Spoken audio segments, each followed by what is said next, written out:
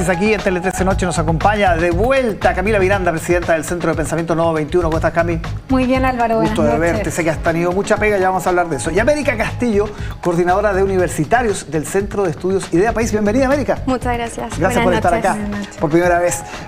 Camila, Harold May Nichols ya aparecen nombres antes de que sea la primaria. Francamente, no sé cuál es tu mirada. A ver, la democracia cristiana hace rato está en una búsqueda por quién lo representa y tiene el dilema muy concreto que necesita construir una alianza para tener parlamentarios y parlamentarias en noviembre, y en ese sentido no es sencillo su análisis respecto a de si gana Janet Jara, Gonzalo Vinter, que no son las cartas que más le gustan del oficialismo, decidir no hacer alianza con todos los partidos del sector.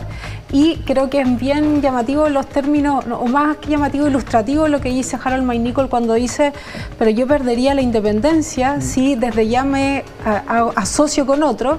Y ese es el problema también de los independientes, porque con qué compromiso se plantean ante la ciudadanía. La democracia cristiana ha sostenido que tiene ciertas propuestas, algunas las ha dialogado con el oficialismo porque ha respaldado algunos proyectos del oficialismo, entonces creo que los pone en un dilema bien complejo.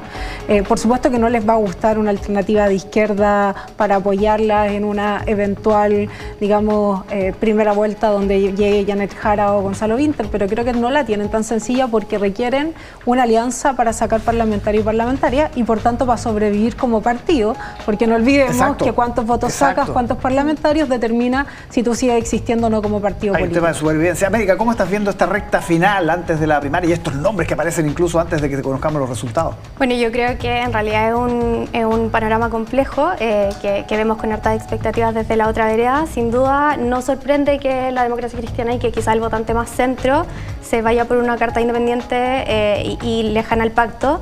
Sin embargo, creo que también hay todo un tema que enfrenta toda de cara a esta primaria, que es la otra candidata muy fuerte, que enfrenta sus propios desafíos. Y en ese sentido creo que ella enfrenta el desafío de cómo va a unificar a una coalición de izquierda a partir de estas tensionadas semanas de debate, donde ha sido evidente en sus dichos sobre el PC, y también el Frente Amplio ha dado sus declaraciones sobre hacer pactos melancólicos con el sector. Sí. ¿Qué pasa si gana Janet Jara, por ejemplo, en el caso de una candidata como Matei, que haga un amplio espacio ahí en el centro, a pesar de que se supone que van a aparecer muchos nombres? Sí, yo la verdad es que tiendo a coincidir con la tesis de que frente a una izquierda unida y una derecha fragmentada, Janet Jara o Kast se fortalecería. Sin embargo, creo que en este caso la candidatura de Evelyn Matei presenta cosas que son bastante positivas, y entre eso es un proyecto de gobernabilidad, un proyecto con experiencia a diferencia de otros proyectos, y también, por supuesto, que es un proyecto que tiene vocación de mayoría. Sí. Camila, se han dado encuestas, conocimos hasta cuando se podían publicar, hemos conocido otras después. Y hay analistas que han sostenido en esta misma mesa que ha habido una suerte de vaciamiento de la candidatura de Gonzalo Vinter, que esos votos se fueron a Janet Jara. ¿Cómo lo estás viendo ahí en primera línea? A ver, yo creo que lo que sí ha habido un fortalecimiento de la candidatura de Janet Jara, que parte, ¿cierto?, con una campaña que se da después de que sale de ser ministra, cuando se pensaba que iba a salir mucho antes, pero tenía todas las tensiones de su partido de si representaba o no al partido, que son las tensiones que hemos visto ahora también respecto al papel de Jadwe, Carmona, etcétera, etcétera. Yo creo que en el caso de Gonzalo Vinter, además que él aparece en la apuesta presidencial como uno de los candidatos con menos conocimiento, primero respecto de las otras dos cartas que eran ministra, y en ese sentido genera un crecimiento grande también su candidatura en términos de convocar. Y no olvidemos igual que la experiencia reciente que tiene el Frente Amplio en la elección pasada es que tampoco se le apostaba nada y termina siendo ganándole a Jadwe y luego siendo el presidente de la República. Acá, que el Frente Amplio siempre lo miden mal las encuestas. Lo miran mal las encuestas, lo miden mal las encuestas, y hay que ver cómo están compuestos esos paneles. Yo creo que lo que sí es cierto es que Jara ha ido creciendo.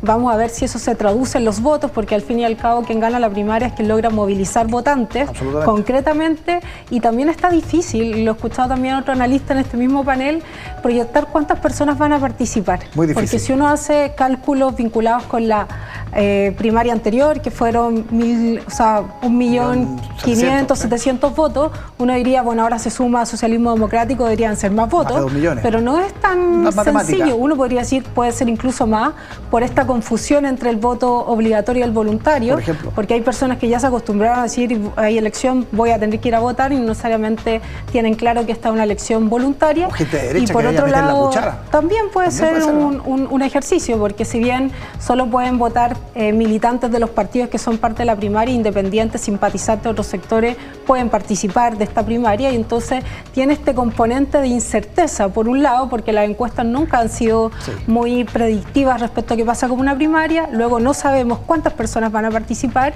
y creo que hay una competencia bastante abierta y positiva en términos de que se ven las diferencias. O sea, es diferente el planteamiento de Janet Jara, costó, pero cuando uno hoy día va a ver sus planteamientos en materia económica, son muy distintos de los que tienen otras candidaturas, su posición sobre democracia. En el caso de Carolina Toá también han quedado muy claras sus convicciones respecto a la seguridad y los militares. Gonzalo Vinter ha planteado devolución del IVA a los más pobres y otras medidas. Entonces creo que se dibujó al final cuáles son las diferencias que tiene el socialismo democrático, el Frente Amplio y el Partido Comunista, y creo que eso es positivo porque permite con mayor claridad decir por qué apuesta decidir.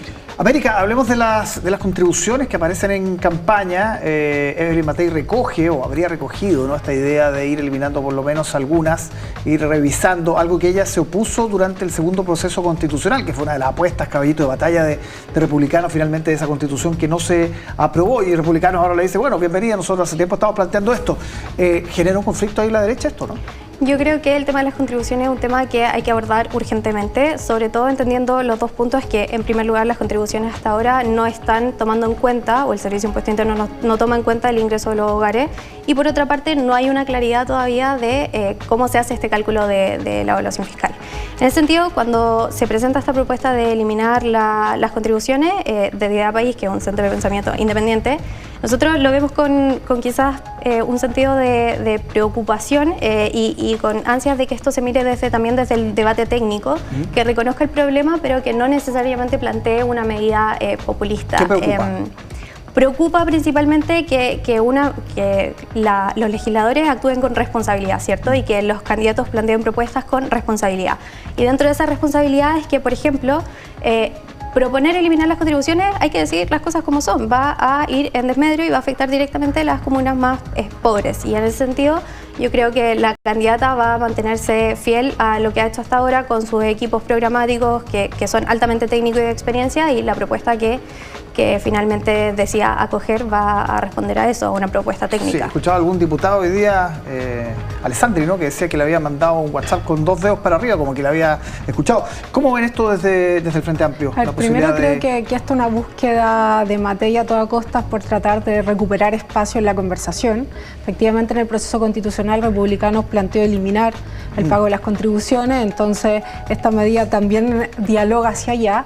Hay que tener en consideración que este impuesto es un impuesto progresivo. ¿En qué sentido? Solo el 23% de las personas pagan contribuciones, el 77% de los propietarios están exentos del pago de contribuciones. Que no son los más ricos, como se corrigió después Echeverri. Así es, y efectivamente hay un porcentaje que paga más contribuciones de lo que debería, y eso requiere ajustes concretos, pero es distinto a conversar sobre quitar este impuesto 100%. A quienes adquieren la primera vivienda, sino más bien cómo en adultos mayores tienen que haber mecanismos de reducción o que no estén, o sea, que estén exentos del pago de esto, pero en eso hay que ser claro, porque si no parece una medida de una conversación bastante populista, y por otro lado afecta a las comunas, porque es un mecanismo también por el cual las comunas recaudan fondos y con eso se pagan luminarias, se pagan la vigilancia, la seguridad, las cámaras. Entonces también una conversación que hay que ponerla en todo su ribete y tener claro que efectivamente hoy día la mayoría de quienes son dueños o dueñas de una vivienda no pagan contribuciones en Chile. América, tú decías preocupación, porque puede sonar una medida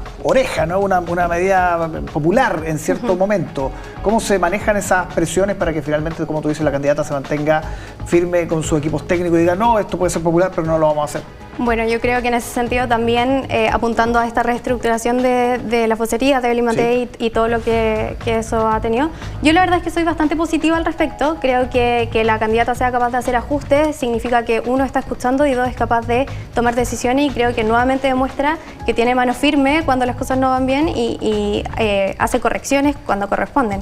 Creo que también es importante recordar que la candidata lidera una coalición de 3 partidos bastante grande Y en ese sentido, yo creo que ella precisamente se va a apoyar, o la intuición me dice que como lo ha venido haciendo, se va a apoyar en precisamente este equipo técnico que tiene, o sea, recordemos que hay 40 economistas altamente capacitados que han respaldado las medidas que se están planteando. Bien, América, Camila, muchísimas gracias por acompañarnos este jueves aquí en Tele 13, este miércoles. Este miércoles. Aquí por la hora, ya técnicamente. Ya estamos jueves. Muchas gracias a ambas por estar acá. Bien, buenas noches. Mucha atención.